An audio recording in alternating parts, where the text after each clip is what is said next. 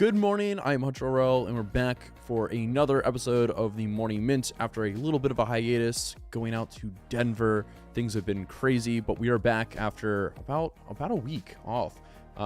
It is good to be back. We got a packed show, bunch of topics. It's a little all over the place, but we're going to be talking about the NFT market, especially ETH. Looking at the bounce back that we've had over the last 12 hours with that sell-off that we saw yesterday.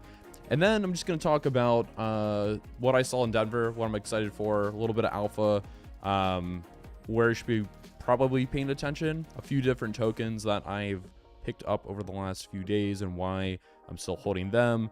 And then we'll talk a little bit about the meme coin market. It's good to be back, feeling good. What's up, Twixie? Good to see you're here. Sorry I didn't see you in Denver. But let's hop into things right away. Yeah, good to be back. Market is back. If you missed yesterday's craziness, we had a crazy bounce down to some support levels. ETH dropping as far as down to almost 3,200, and Bitcoin back in the 50,000s. Was a little hectic. I was on a business call, and the call ended pretty much the second that first big sell candle hit. As you can see, most of majors have, every major has essentially recovered. ETH outperforming Bitcoin, which is to be expected. We have seen ETH lagging Bitcoin. A lot of people with different theories around which is going to have a better risk reward return. It does seem that the ETF, as well as some of the other things around the Ethereum ecosystem, are allowing it to have this outperformance of Bitcoin because of how it is lagged with Bitcoin's performance with the ETF inflows. We are also keeping our eyes open for as we approach the halving. I think that's less than 50 days away at this point. It's probably like 40 something days away. And there's other even, areas here. I'm just going to cut through a lot of things real quick and let everybody know that I talked to a lot of funds, and I talked to a lot of angels. I talked to a lot of new funds. I talked to a lot of personal angel investors. The number one thing you need to understand is every single MFer in the space has become like we're allocating capital to Bitcoin. We're allocating capital to layer 2 developers for Bitcoin. We're allocating capital to DEXs building on Bitcoin. It is going to be such a whiplash moment, I believe.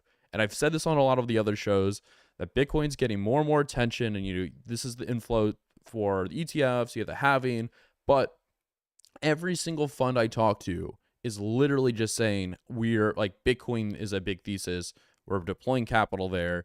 And I think for a lot of people, okay, well, I'm not going to be investing directly into like a DEX. That's a venture side, I don't play there.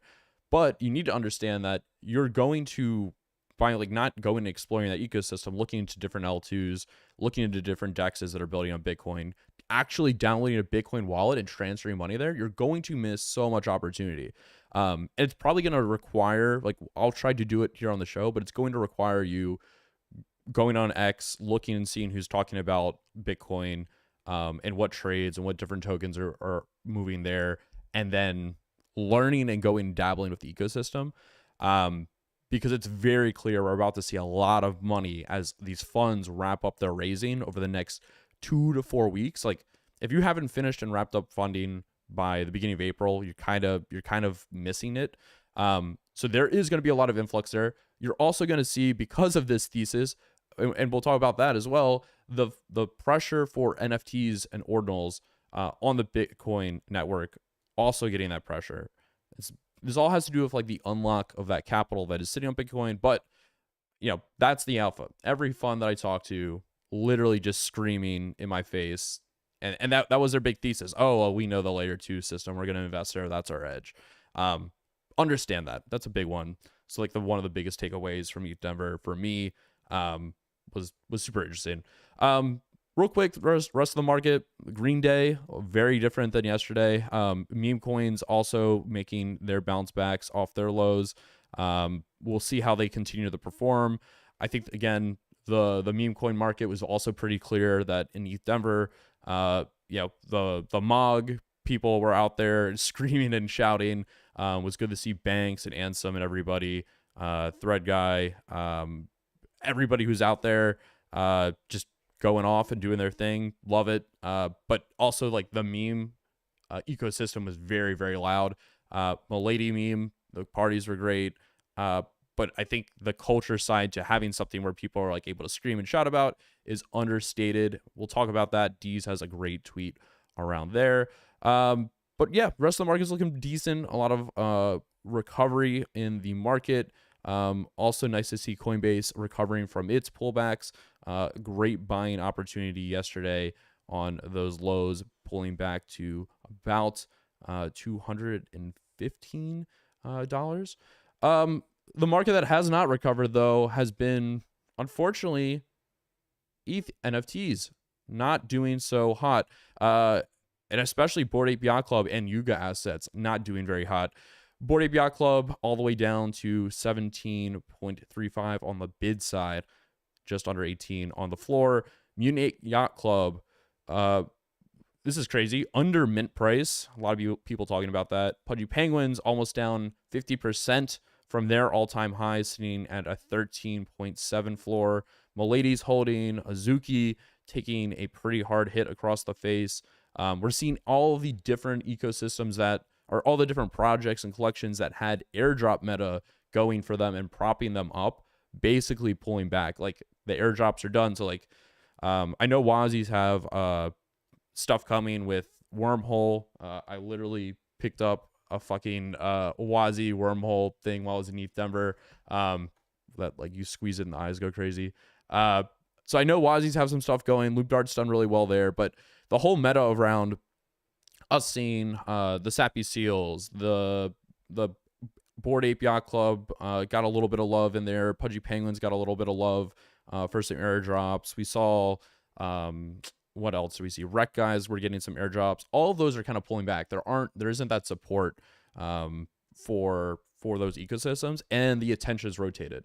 And as much as I talk about attention rotation every show and like where is it now, where is it going, where did it leave, where is it never coming back, where do we think like it's going to flood from the current one, that's kind of where you need to be thinking right now. So like while ETH NFTs don't have this attention, I think it's very strong, and like you should understand like it will come back. It's not like, oh, ETH NFTs are dead.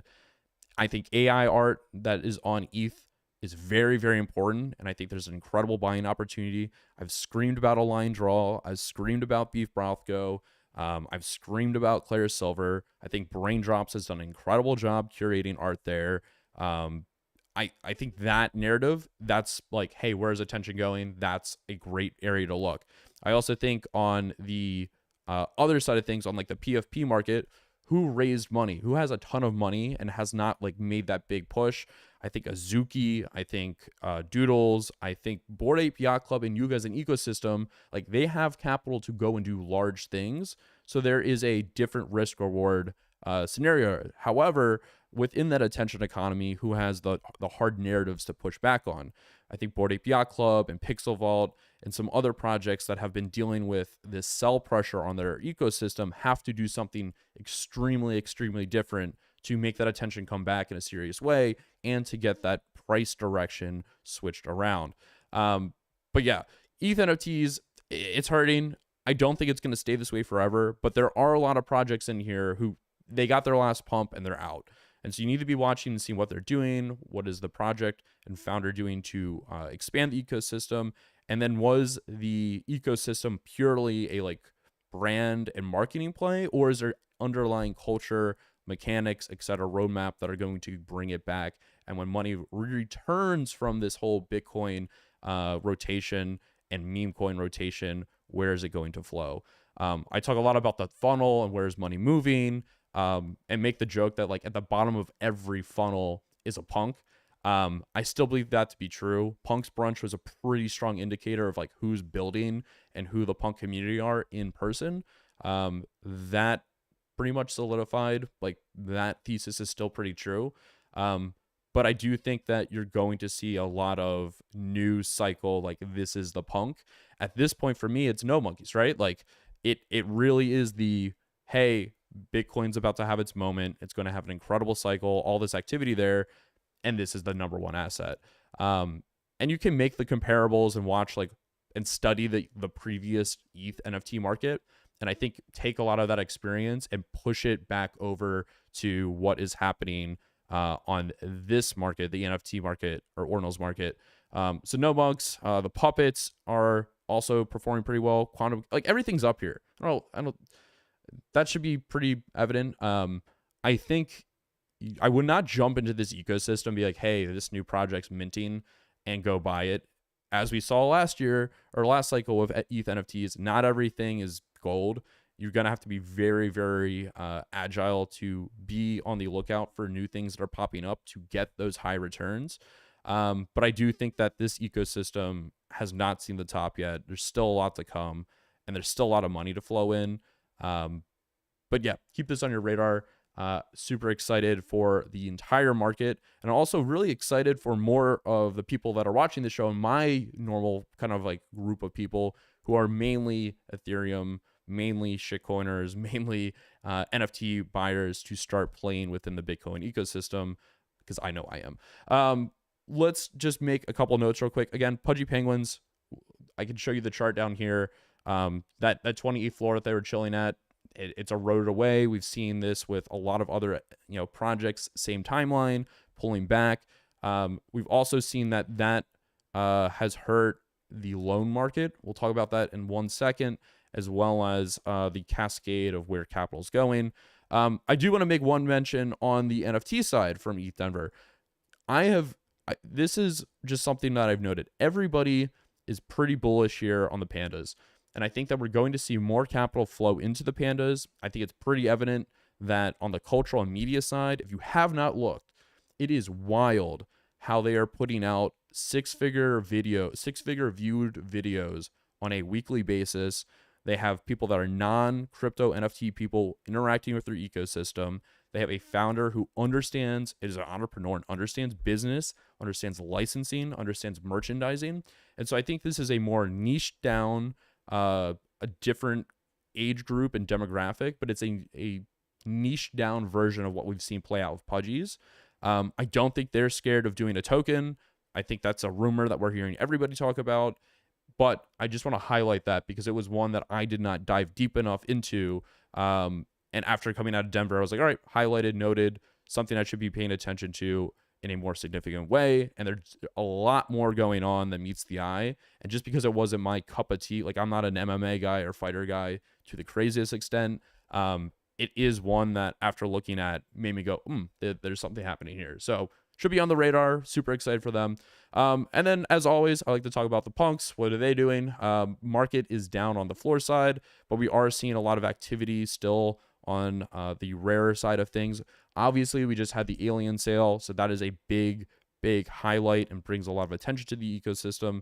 But I do think there's still opportunity here, and I still think that the bull thesis that we are going to see these at $1 million floor makes sense, right? There's going to be more influx of capital, more buyers. We're going to see Ethereum definitely push towards the 10K number. I'm not going to make a price prediction, but I do think we continue to go up and break 4,400, 4,500 last all-time high. There's still significance and cultural significance and social signaling within owning one of these PFPs. And as I said, I do see that the end funnel for where's money going. I take Ethereum, I buy a shitcoin, and that shitcoin then goes into the next mint. That mint, all that profit then eventually goes back to what's the grail, what's that flex after you make all this money. It usually is going to be a punk. It's evident by that because I saw people taking up loans to buy punks to attend events in Denver that were punk only events. I think, again, signaling their access to OGs and capital.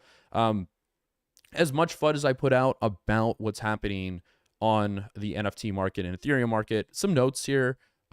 We did have the $16 million NFT sale of the Alien. We also saw a pretty significant sale for the Node Monkey at $600,000. They're still picking up steam. I think there's still demand. A lot of people are speculating that they're going to have that same run.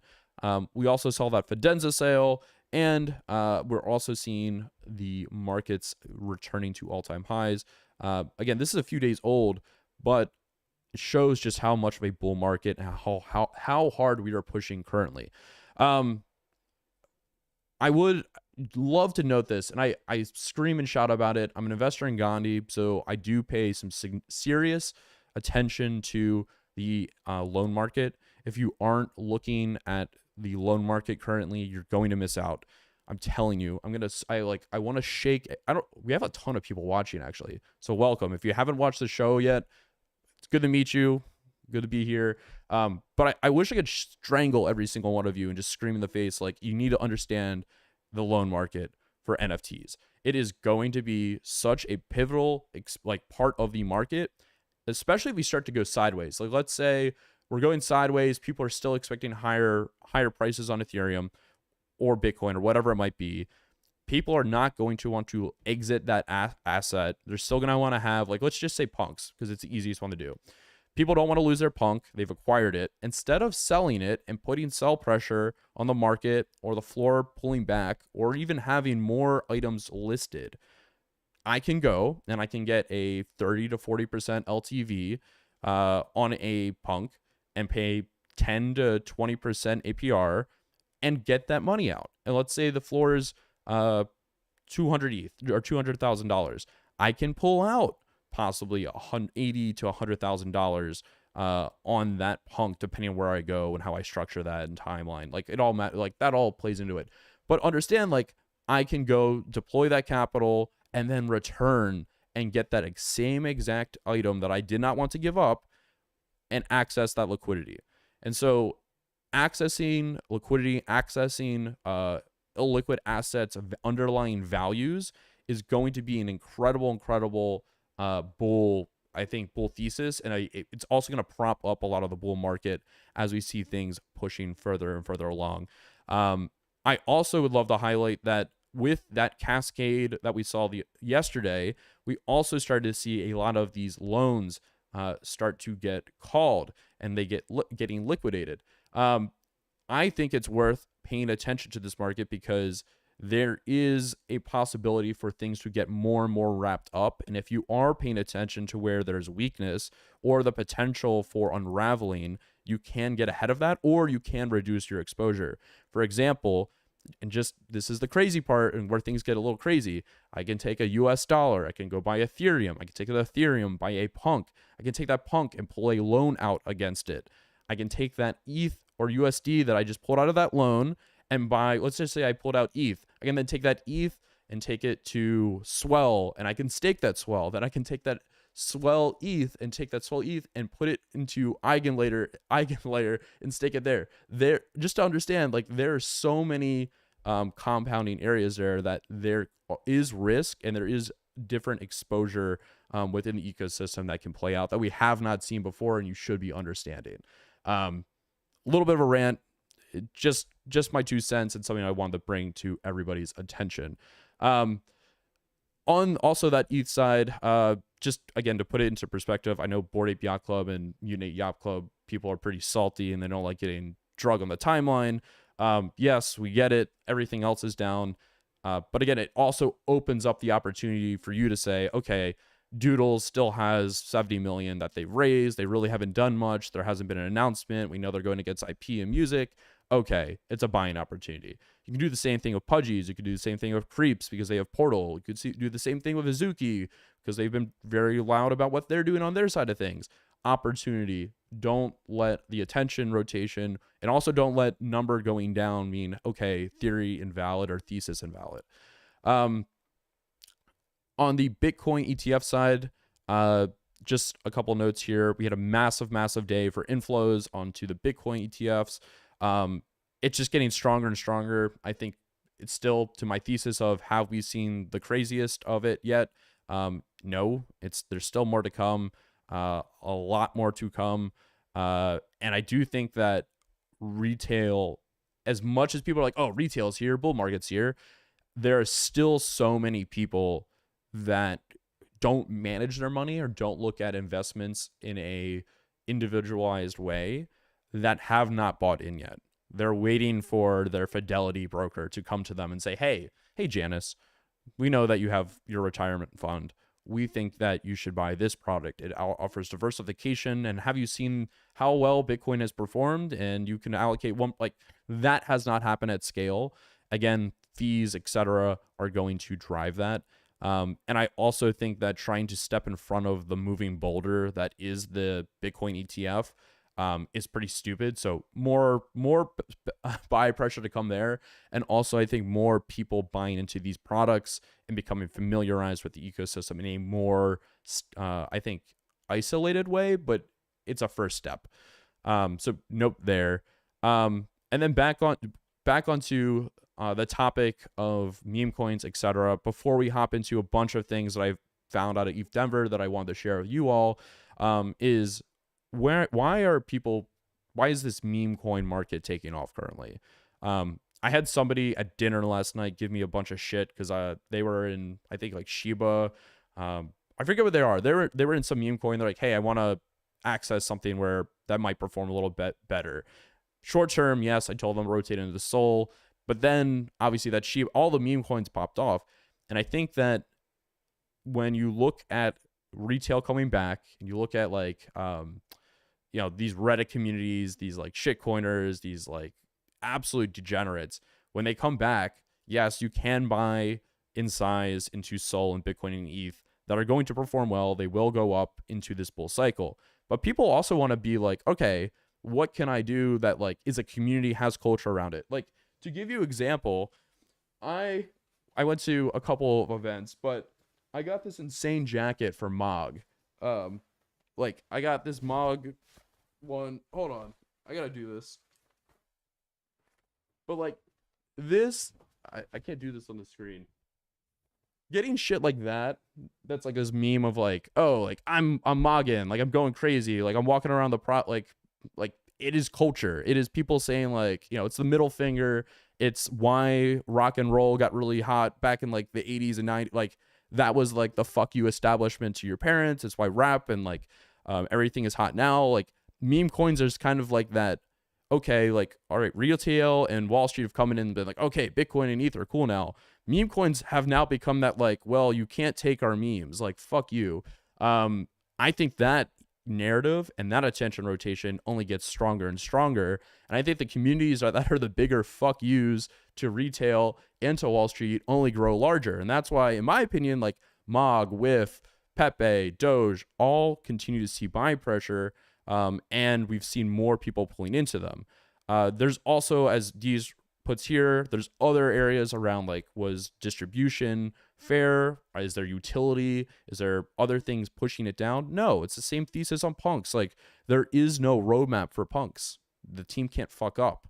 There is no roadmap for Pepe or Doge. Like it's just there. It's a thing. It exists. And so if you can attach to that narrative and you like the culture, you'll see that perform well.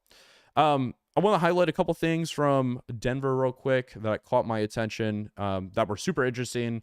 Might not be for everybody. But again, just like what's happening in the ecosystem when you go and talk to people and start to analyze things that are happening. Two that were very unique to me were Weather XM and Demo, utilizing tokens in a little bit different way, also around physical items, but also how are people using the blockchain, selling data, utilizing data access, and then rewarding people that are providing data in a unique way. We've seen this with Grass for allowing unused internet access for people to get rewarded for that service or utility that they're providing.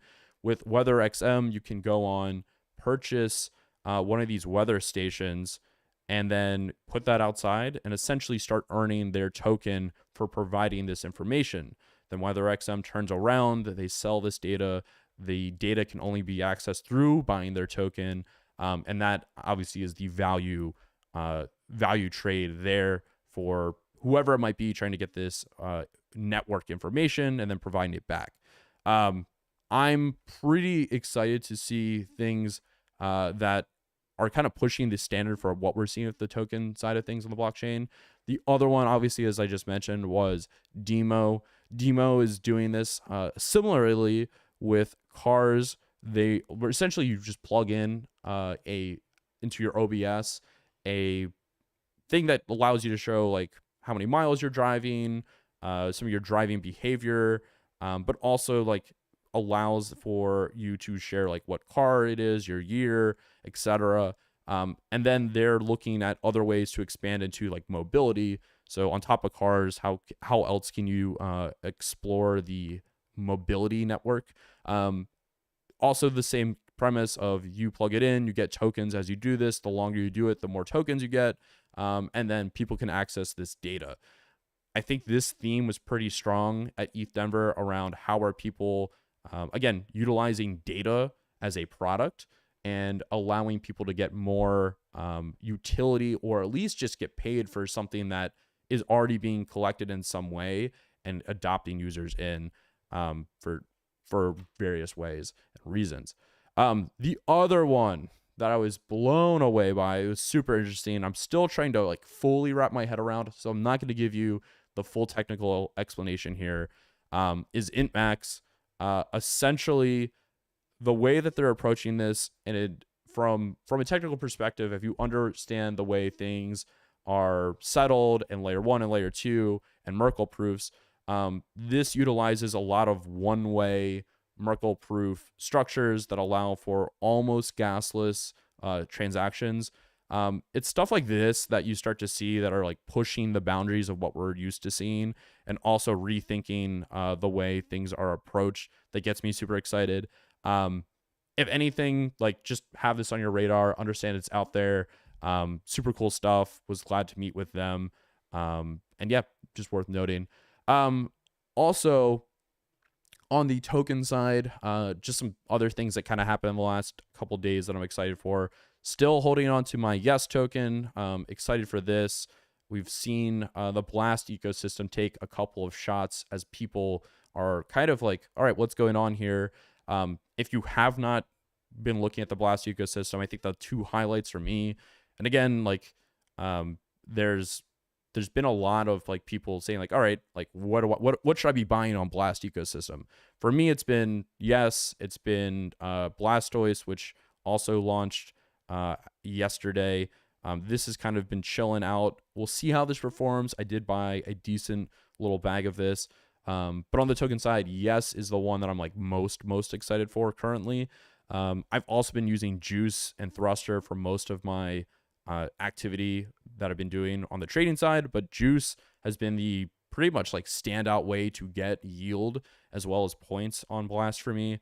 I have a significant amount of money basically just locked up there, hanging out, making me money and points. So if you haven't checked out Juice, go do that for sure.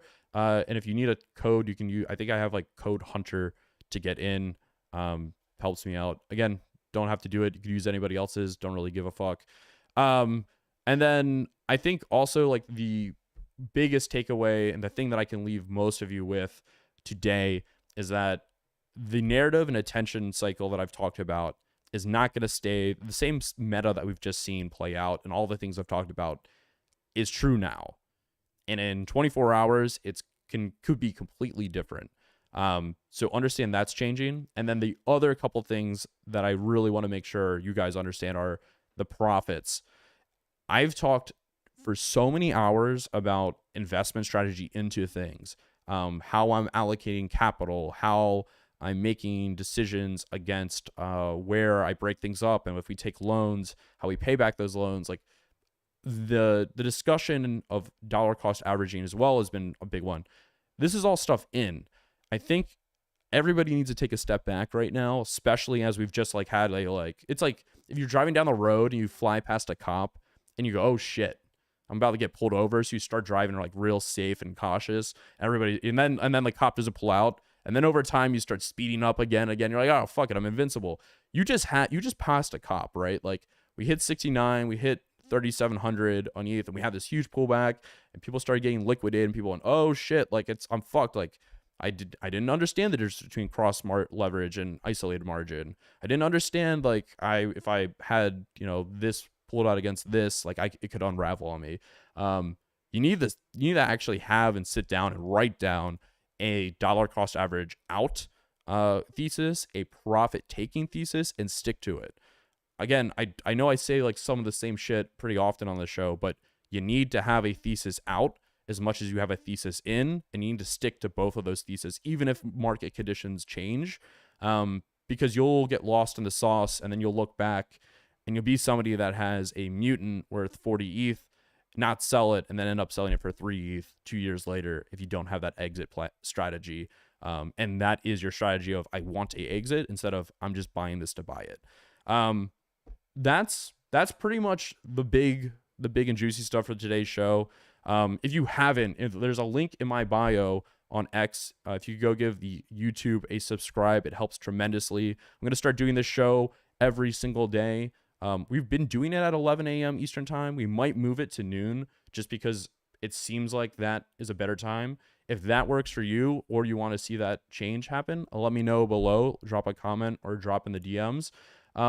Yeah. And it's good to be back. It's been a long week off back in Denver, but it's good to be back in Baltimore.